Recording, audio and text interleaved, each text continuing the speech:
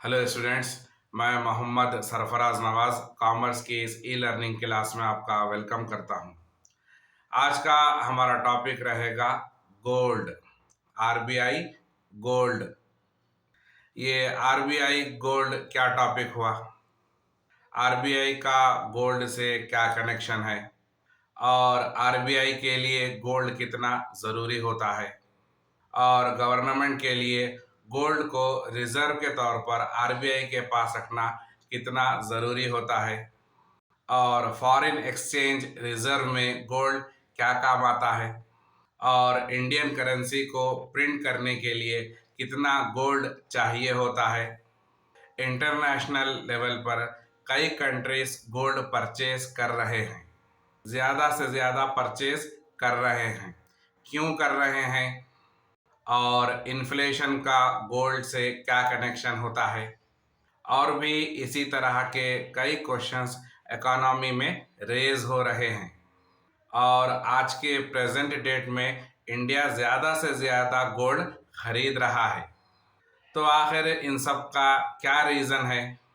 तो चलिए इन्हीं क्वेश्चंस को आज की इस क्लास में डिस्कस करते हैं और जानते हैं कि गोल्ड आरबीआई के लिए कितना ज़रूरी होता है और आरबीआई क्यों इतना ज़्यादा गोल्ड खरीद रहा है।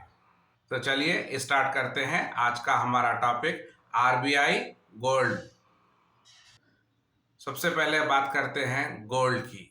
गोल्ड क्या है? सोना क्या होता है? गोल्ड एक लिक्विड एसेट है। कौन सा एसेट है? लिक्विड एसेट है। लिक्विड एसेट का मतलब ऐसा एसेट जिसको आसानी से कैश में कन्वर्ट कर सकते हैं। अब किसी के पास गोल्ड रखा हुआ है और उसको कैश की ज़रूरत है तो वो क्या कर सकता है? वो गोल्ड को सेल कर सकता है और कैश हासिल कर सकता है। तो इसीलिए गोल्ड को लिक्विड एसेट कहा जाता है और गोल्ड खरीदना एक सेफ इन्वेस्टमेंट माना जाता है। सेंट्रल बैंक ऑफ इंडिया, जिसको हम आरबीआई कहते हैं, उसके पास बहुत ज़्यादा गोल्ड होता है और आरबीआई ये चाह रहा है कि आने वाले सालों में वो ज़्यादा से ज़्यादा गोल्ड को खरीदे। तो इसके पीछे क्या रीज़न है कि आरबीआई ज़्यादा से ज़्यादा गोल्ड खरीद रहा है? वैसे तो आप जानते हैं कि आरबीआई क्या होता है।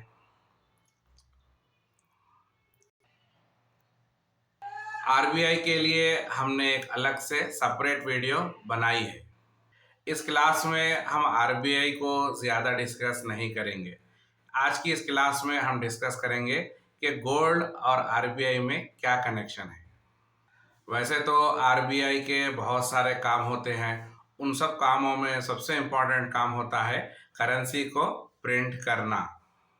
कई सारे स्टूडेंट्स पूछते हैं कि सर करेंसी को प्रिंट करना तो आरबीआई का काम है, तो आरबीआई इतनी ज़्यादा करेंसी प्रिंट क्यों नहीं कर देता कि इन्फ्लेशन कम हो जाए और कंट्री की इकोनॉमिक ग्रोथ बढ़ जाए और पैसों को लेकर सारे प्रॉब्लम्स ख़त्म हो जाएं। तो इसका जवाब ये है कि आरबीआई ऐसा नहीं कर सकता।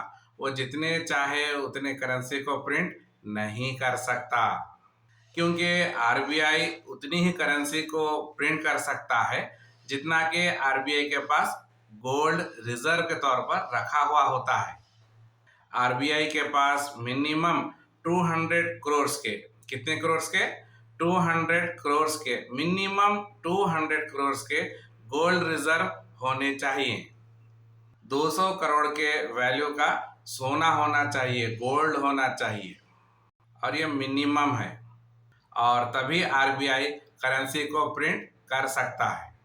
जितना गोल्ड आरबीआई के पास रिजर्व के तौर पर रखा गया है उतनी ही वैल्यू की करेंसी प्रिंट होगी। समझ में आ रहा है आरबीआई कैसे करेंसी प्रिंट करता है?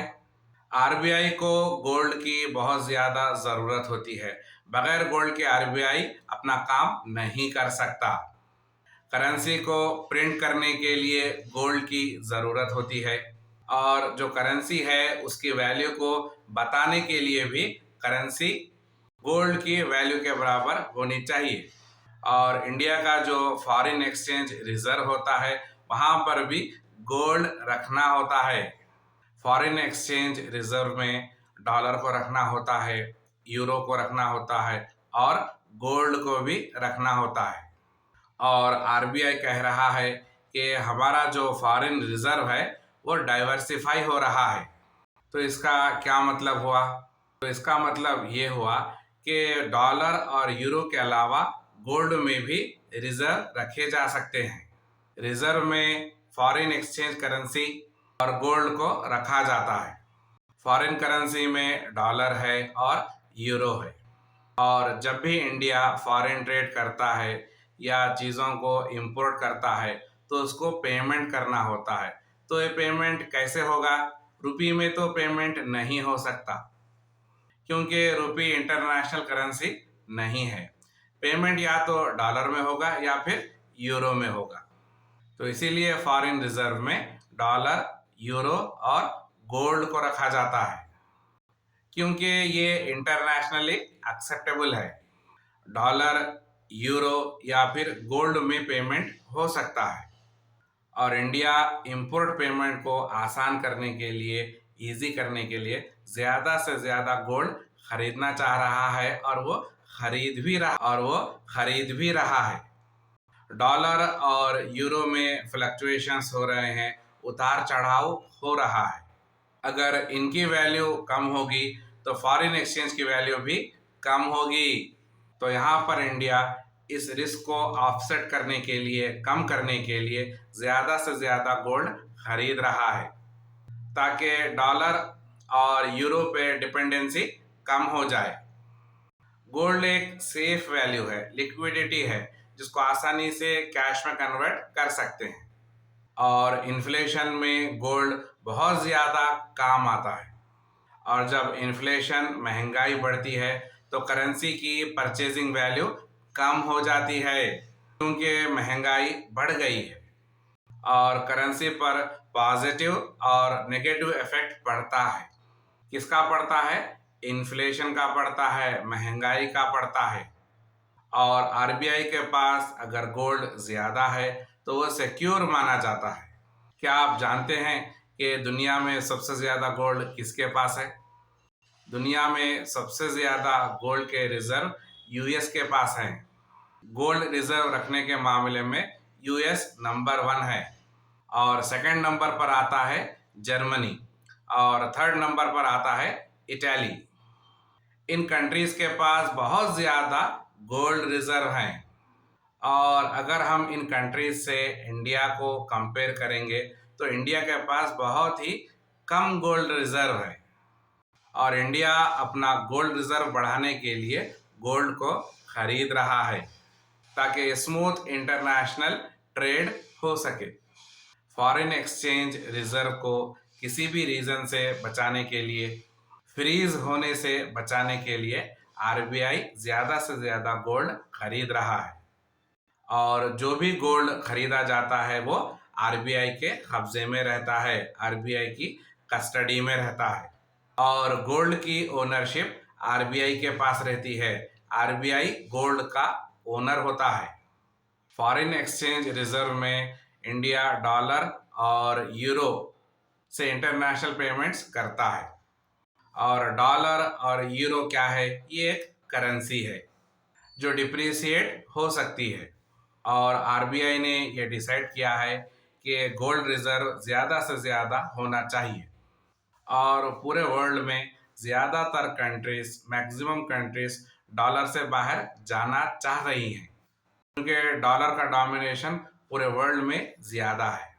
तो इंडिया उससे निकलना चाह रहा है। तो इसीलिए आरबीआई ज़्यादा से ज़्यादा गोल्ड खरीद रहा है। और आरबीआई की सबसे ज़्यादा प्रायोरिटी क्या होती है? सेफ्टी ऑफ एसेट्स होती है। और गोल्ड एक सेफ एसेट है। और सारे फाइनेंशियल एसेट्स में गोल्ड एक लिक्विड एसेट है। और आरबीआई डाइवर्सिफिकेशन ऑफ एसेट्स में गोल्ड को फॉरेन रिजर्व में ज़्यादा से ज़्यादा रखना चाह रहा है, क्योंकि ये फाइनेंशियल इमरजेंसीज में इमीडिएट काम आता है।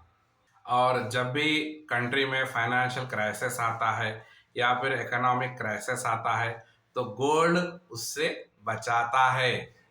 गोल्ड इतना ज़रूरी होता है कंट्री के लिए।